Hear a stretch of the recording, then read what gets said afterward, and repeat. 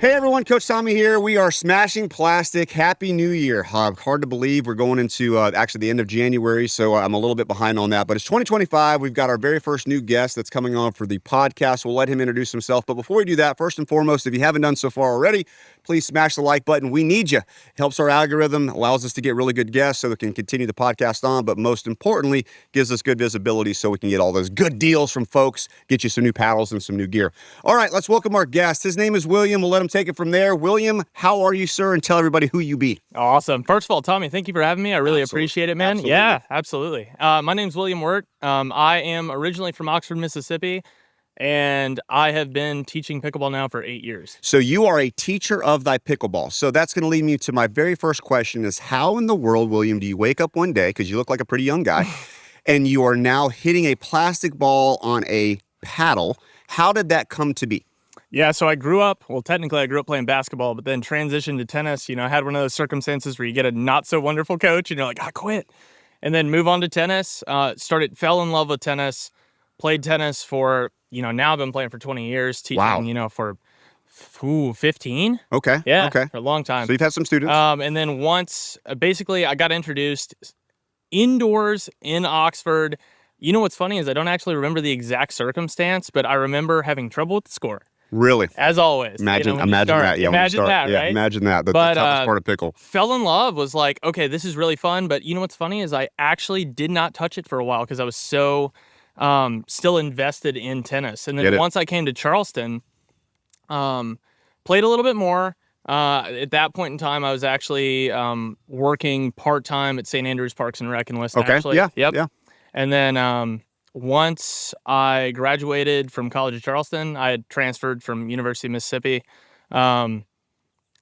Finally got a little bit of the bug when I graduated. One of the individuals that I was stringing, doing racket tech for at the college was like, told my director now, hey, if you're looking for someone to teach this class and you want to step out of one of your classes, he would be a great fit. And that I'm so grateful. Susan Rossi, shout out. Shout out. Yeah, and Tom Carroll. Nice. So then he, reached out to me and was like, hey, so come in, interview. If you like, we'll give you one class. If you like the opportunity and it goes well, I'm willing to give you more. And so I started with a split class of badminton. Okay. Half badminton, half pickleball. Wow. And then just fell in love, loved it, loved the teaching aspect. The environment there is just phenomenal. So there's a lot to unpack there. So first and foremost, the paddle sports are something that you've done, but you did transition from basketball. And one thing that I want to, because we're going to make this whole, podcast geared towards coaching, because you're a coach, I'm a coach.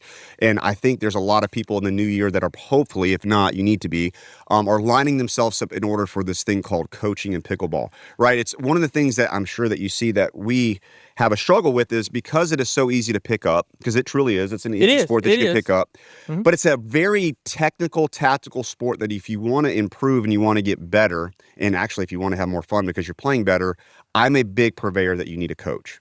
I don't necessarily know any sport that you can play as a baseball background, whatever it may be, all the way up to golf. I believe it or not, I know it sounds crazy, but I was a pro golfer coming out of college. So I have done it all, as far as seeing. And I think the biggest thing for me is the supercharger to getting gooder is having that set of eyes that is hopefully objective, not subjective, in your journey of your skill set. And that is a coach, whether it be mentally, physically. If Tiger Woods needs a coach to hit a golf ball, I promise you need a goddamn coach to play pickleball. You know what I mean? That's the way I look at this thing. You know what I mean? Like realistically. So walk us through the coaching aspect of it. One of the things that you said that is my fear as a coach is that I say something or I do something that takes somebody out of the sport. 100%. It's the biggest fear that I have in baseball, in pickle, in golf, whatever it is. I want to make sure that I'm on you because I want you to be better, but I also never want to be the guy that you have on a podcast one day that says, I used to play pickle, but because of X, I no longer play. Walk me through that and what you do as a buffer for that as a coach. That is a fantastic question. I like to keep it, first of all, you have to keep it light and fun, regardless of how engaged you want that person to be. I I found that people mimic your energy. So if you give them good energy and, no matter what the advice is, like quality energy and quality advice goes a long way. People respond well to positivity. They've done so many scientific studies that show that negativity, and it's still out there. There's so many coaches that are like, just bad.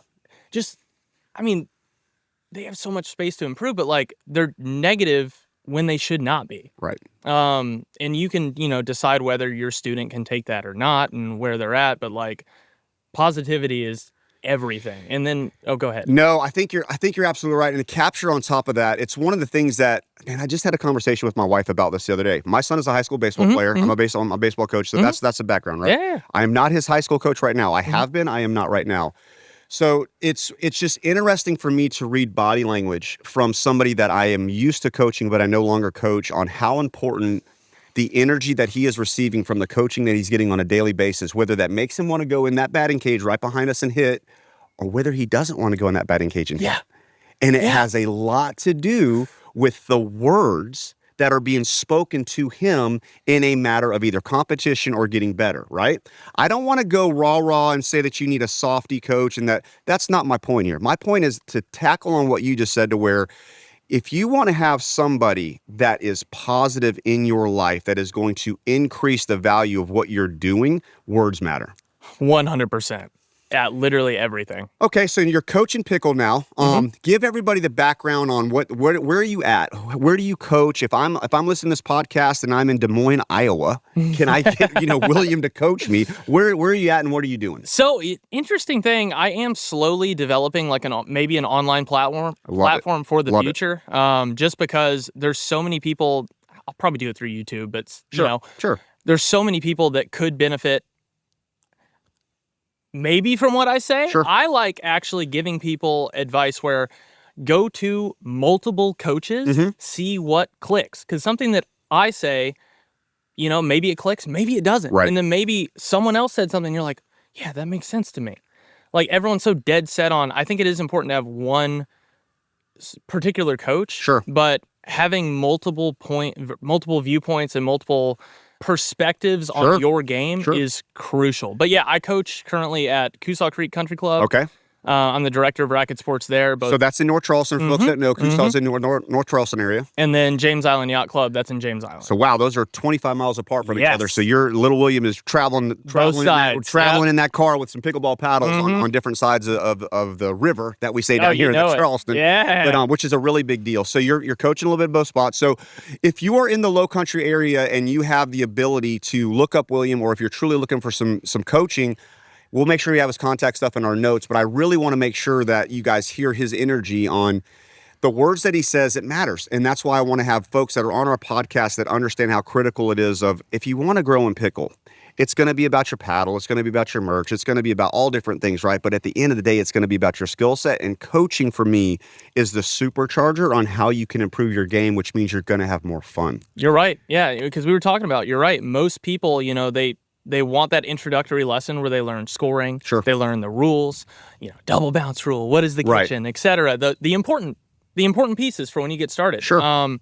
But then after that, they're like, I'm just going to play. Right. Which is fantastic. Maybe that's where you need to start. Sure. But then once you hit a roadblock and you're like, oh, I can't, I'm trying to like hit through these people and they're just volleying it away. It's like, we're going to talk third shot drop. Right. Or we're going to talk third shot drive, fifth shot drop. So yes, coaching does matter. And then, finding not only the right coach, but the right time for you to get coaching. Yeah, and I think as you progress, and this is one of the things that I love about when I was at, LTP Daniel Island that we did, when I was at Pine Forest we did, now that I'm on our own and we're going to be doing our own facility and we have all this beautiful stuff behind you that I like, is you can do the 101s and the 102s in group settings that allow folks to really get comfortable being uncomfortable, because it's one of the things that we have to do as a player of whatever sport that you're doing. You're going to have to figure out, well, yeah, it's going to be super uncomfortable when you walk onto this court and you have three people that you don't know, but it's going to be way more uncomfortable if you go to a St. Andrews Open courts and you've got 16 people with 27 paddles in the hopper and you have no idea how to do the score on pickleball. Yes. That's even more uncomfortable.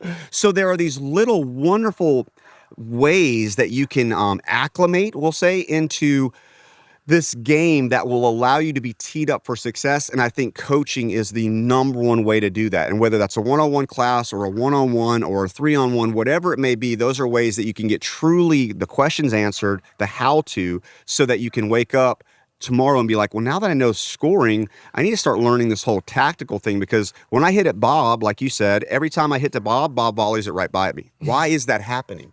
Well, William, you're that guy. You know what I mean? You're that guy that I can go to and say, William, Bob is volleying through me every day. What do I do? And William's going to say, I got you.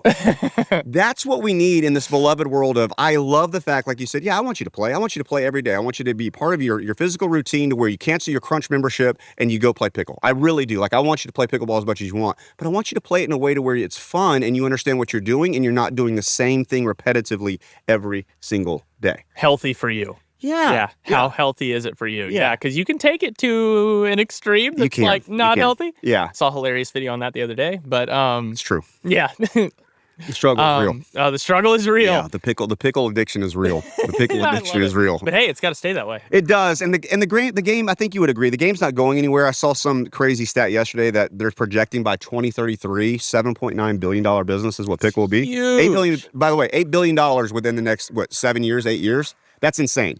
So the sport's not going anywhere.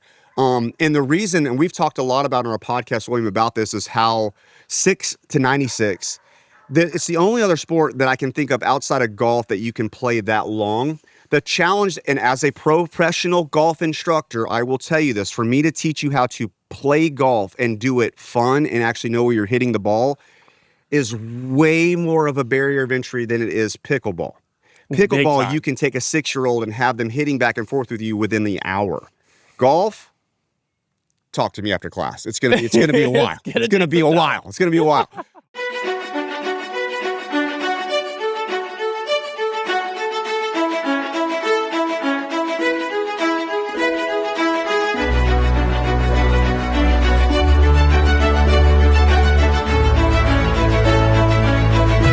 Hey everyone, Coach Tommy here. We are live at Funville Farm for Smash for Cash, aka Sunday Fun Day. So we just finished up our mixed open event. Our winners both took home $100. It was literally in, out, 3.5 hours, 4 hours max of fun, food, fellowship, and fantastic pickleball. So please make sure that you subscribe to our podcast. Check us out on Facebook group so that you know when the events are coming up, because we would love to have you. We're going to have all different levels, all different events. So don't worry, no matter if you're a 3-0 to a 5-0, we will have something for you and your partner to come play at the farm. Can't wait to see you out here. Smashing plastic pickleball. Coach Tommy out.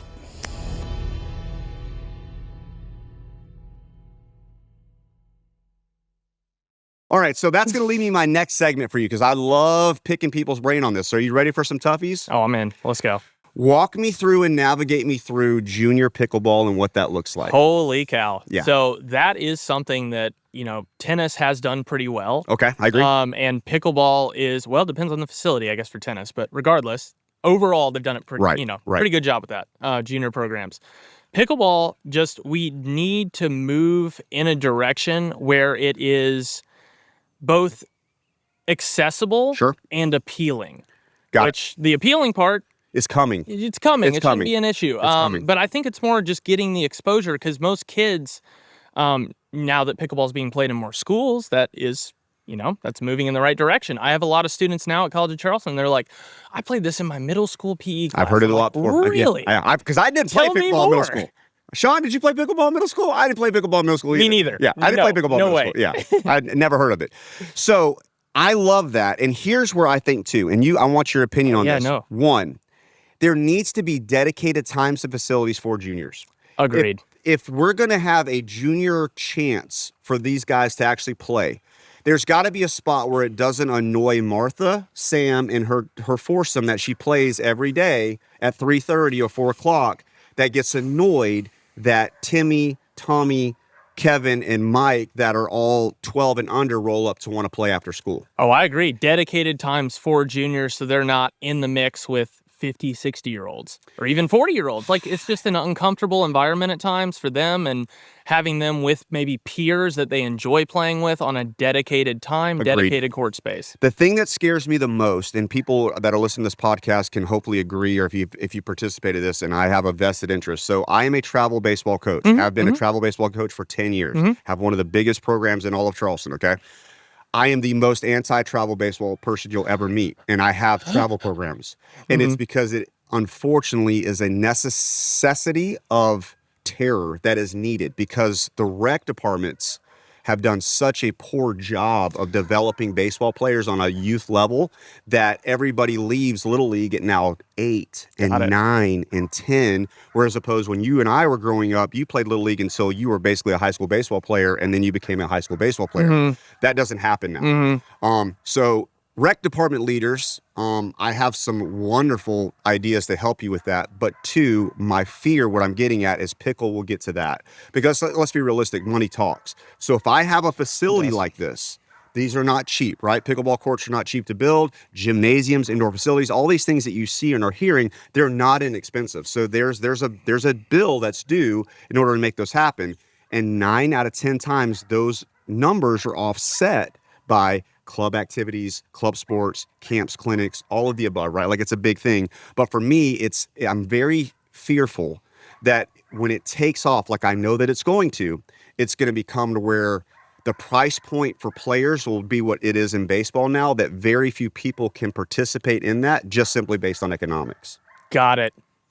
Pickleball right now, I would say, and I'd love your opinion on this, is probably the lowest entry sport that you can be in. 100%. I mean, it's just crazy. The fact that you can literally show up, and I had a person, he came from baseball, actually. I'm sure. I had a lesson with someone yesterday who has been playing for literally, I want to say 6 months. Okay. Like half a year. That's it. Right. But he's a dog already. Yes. I know. Baseball players, man. Yeah. You heard exactly. There you go. I know. Hayden Patrick.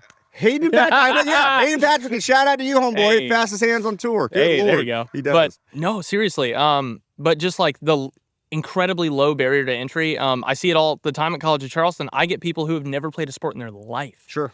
Like, you would think like, okay, hand-eye coordination is going to be rough.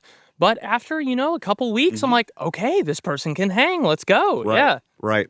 I don't know the answers to all of this. I think the MLP angle, and I've talked with other guests that we've had on, I love the MLP angle because of the team dichotomy. We could put on team shirts. We could represent our area.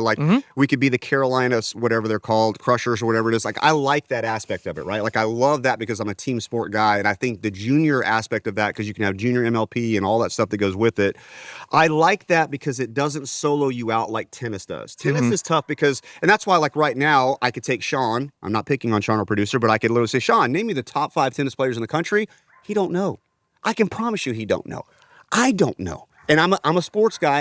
And I'm just telling you, that's the thing that tennis has done that has made the game kind of go down, is it's such a solo gig that it's really hard for us to get behind one person. But we can get behind an Atlanta Braves team. Yes. We can get behind the team aspect. I mean, like, you've got 14, 16, 18 people on a roster that range from 8U to 14U.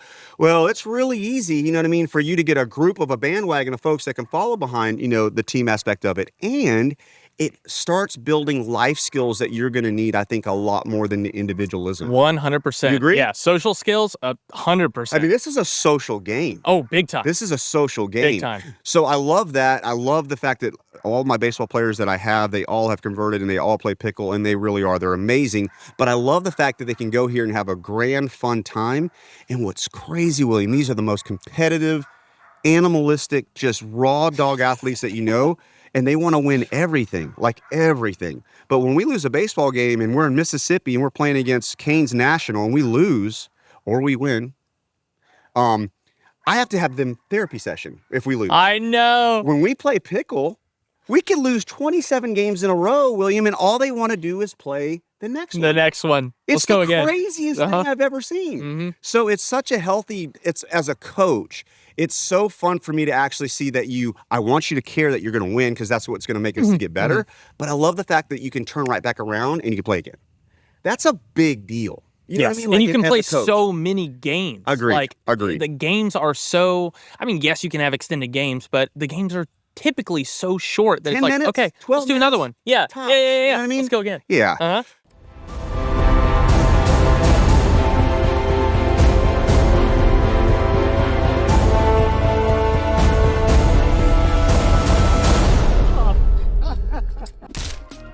In need of a new paddle, or is it just time for an upgrade? Look no further and trust String Theory Racket Services, your only certified professional paddle advisor in Charleston, South Carolina. All right, so now this is going to be my next segment for you. So we talked juniors, we talked a little bit about who you are. Now we're going to get into a little tactical coaching because I want a coach's tip from the beloved William. William! Oh boy, here we go. Lead us to let's go, we're going to put you on the spot. Give us a 2 or 3 minute coach's tip that we'll say whatever level you want to speak to, look into that camera and help us out with a coach's tip from William for today. I would say the biggest thing that would help someone in the, I guess, shortest period of time would be contact out in front and getting used to a wrist position that is cocked back, that is extended. Most people, when they start the sport, they have a neutral wrist position, and they're trying to do this. You cannot hit the ball straight or in whatever direction you want unless you hit it behind your body. Right? Which is not good in pickle. You don't want that. No. Especially if you're at the kitchen, you're trying to hit a volley, but extending your arm into the kitchen. Sure. You got to have this. Got to have that. I love it. So a little bit of that, and then boop, get that flick. And working on in front. I love it. It's a great tip, and it is definitely for every level, from 3-0 to 6-0. Everybody can improve that. Williams' coach's tip. All right, so lastly, we're going to wrap it up. Let's go with this. Where do you see pickle in 2025? What's your goals, and where do you think the beloved sport for William has you a year from now? Holy cow. Yeah, I know, That's right? a big one. That's a big one. I know. I'm excited. This is your time. Let's go. This is your time. So yeah, pickleball in 2025, I see it. I mean, I'm excited. I see it continuing to grow. I'm continually getting more and more students just, through the College of Charleston where they get excited and they want to go out and play outside of class. That's why I teach. Got it. Like getting people, just excited. Like they hit for that first time. They're like, okay, I love this sport. Well, like, where can I play? I have so many students asking me like, where can I play? I'm like, plenty of courts downtown. They're kind of crazy because they need to build more. Shout, please, I know the guy. I know the guy. Charleston, please. I know the guy. Yeah, there he is. I know the guy. Please, we need more. But just having the interest to go out and play outside of class, I'm like, yes, please continue. Let's go. So I see it continuing to grow. The growth over the past 5 years has been tremendous. Okay. I don't see that stopping. I do agree with you though that we got a little bit of junior development work. Yeah, and one of the things too that you do that a lot of folks don't know is that you have a background in strings. You're one of the few guys around that can basically build a tennis racket from scratch. You're that guy, right? Mm-hmm. Talk us through some tech on paddles that you see right now and how scary that is or how scary that's become. Yeah, so as paddle tech improves and whether, not the brand, but just in general, paddle technology. Paddle technology. Okay, I'll say it long. Yeah, there you go. Not branding, not associated. But basically, paddles are just so hot right now, and it's wild. I've seen it, I mean, as you have too, just explode in the past, really even just a year. Yeah. Just in a year. It's a different tool. The cores are getting crazy poppy. Whether a paddle is legal or not is so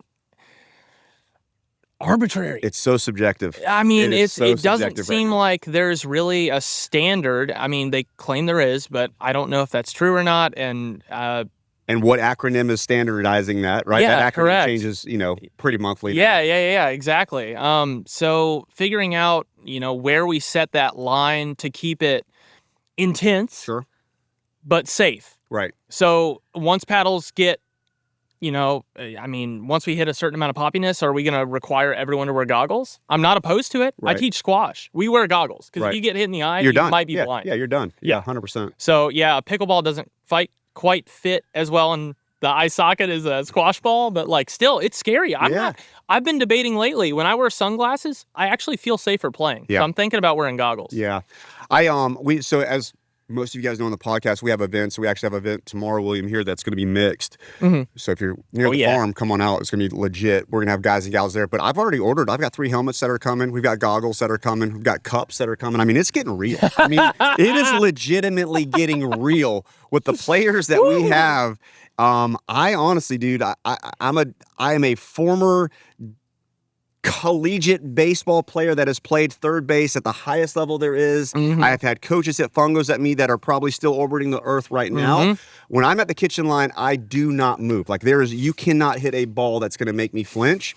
We have guys coming tomorrow and girls that are coming tomorrow that I don't necessarily know if that is a true statement for me. No, like, me it's either. getting insane how poppy and how hard the balls are coming off these paddles. And then in addition to that, you have the cores, which produce the majority of that pop, but like within the racket, tech or paddle tech side of, what I do, there's so many people that come to me that are like, what can I do? 100%. I don't want to switch paddles, but I need, a little bit more pop. And I'm like, okay, we can mess with weight. Right. And, I mean, a lot of these players are speccing their rackets or paddles out to, a standard paddle weight is probably 8 ounces. Right at it, yeah. For like a higher level player, maybe like 7.6 for standard. But some of these you're looking at 8.5 to 9. 9 ounce paddle. Yeah. Just so they have the counter power. Yes, because they feel like, primarily the heavier paddles you tend to see in singles because they need that extra push. They want to be able to drive it deep, drive it and hard, and big lots serves. of topspin, and Yeah, big serves. and big serves. But even adding, just that half an ounce or even a quarter of an ounce can make a tremendous difference in swing weight. And as that paddle's coming through, it's going to come off hotter because you have more momentum going, So then you have to acclimate on like what's an in ball, what's an out ball. And this goes right back to how we started this, and this will be the way that we end this, but you're talking to a guy that is a coach that this is what he does. You may not have a clue what a 7 ounce paddle is, an 8 ounce paddle is, a 9 ounce paddle is, how much lead do I add, how much lead do I not, where do I add the lead? Like, I can go on and on and on and on. One phone call to you, one lesson with you, one text message to you. Now you got a guy that has been there, done it, got the t-shirt, and it's such a way for you to streamline yourself to success instead of you playing Bob the Builder and trying to figure this thing out. Bob the Builder. You know what I mean? It. No, I do see it because so many people are like, I'm going to add weight. Cool. And then they add it at the top of their paddle, and I'm like, that you literally just reduce stability of that paddle. 100%. Torsional. You added swing weight, right? But you reduce stability. So you're going to hit it, and if it's off center, you're going to feel this. It's going to twist. So I'm like, you can do it. And there's great information out there that's free. Sure. That's totally fine. I'm happy to talk with anyone. My resources are free. Right. Like, just talking to someone, I'm happy to text. I'm happy to call. But William, I don't work on people's teeth because I ain't a dentist. I know, you know I know. I mean? So if I need to know about weight on a paddle, I'm gonna talk to a guy that knows about weight on a paddle. Happy to do it. Mm-hmm. So with that being said, William, how do they find you? What's your handles? Where do you want them to go to be able to find you if they're in the Charleston area and they're looking for either a pickleball coach or just to talk shop and tech? Where do you want them to go? Oh, yeah. So easiest way to find me, you can look up String Theory Racket Services. I do both tennis and pickleball, as well as a million other racket sports. But also Instagram is at String Theory, CHS, like Charleston. Okay. Mm-hmm. And those are probably the easiest ways to find me. My number's all over. And we'll have that, obviously in our notes, you'll be on the tube and we'll have you, on the gram as well. But most importantly, dude, huge thanks for coming on the podcast. Dude, thank you for having me. I really appreciate it. We'll definitely do this again and follow up with you, in your year and see where you're at and see what pickle looks like. And excited to be smashing some plastic with you here very soon. Yeah. Hey guys, thanks again for tuning in to Smashing Plastic. Coach Tommy out. You guys have a great week. We will see you next time. Hey everyone, Coach Tommy here. Thanks for tuning in to Smashing Plastic. Big shout out to Sean Monahan for the music, production, and editing. Don't forget to hit the like and subscribe for more awesome content, and be sure to follow us on Facebook and Instagram. Those links are in the description. Now let's get out there and smash some plastic.